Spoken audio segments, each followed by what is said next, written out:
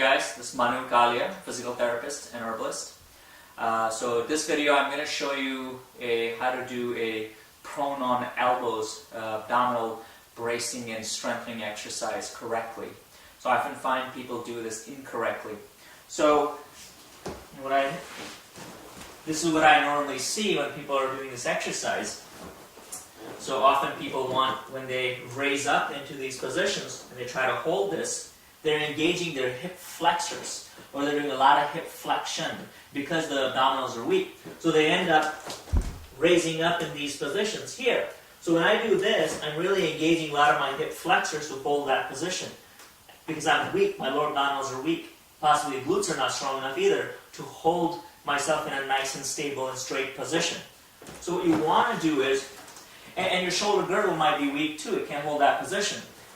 So 2 to 3 things that you can keep in mind and engage first before you raise up will make it a lot easier and allow you to do the exercise correctly.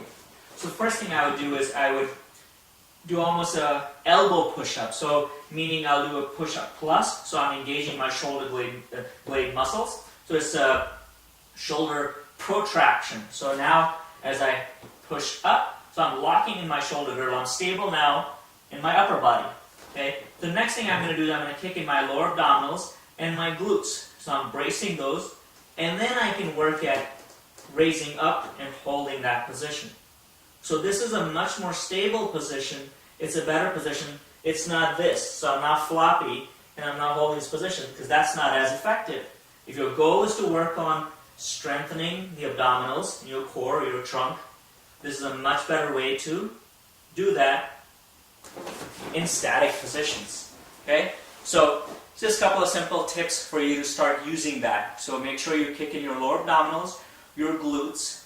Okay? You're maintaining that alignment. You're not hinging at the hips.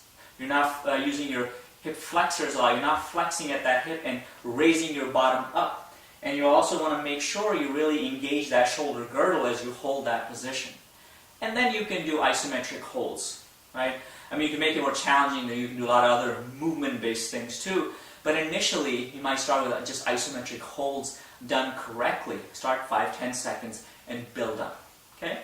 If you have any questions, leave a comment and subscribe to the channel. Thank you.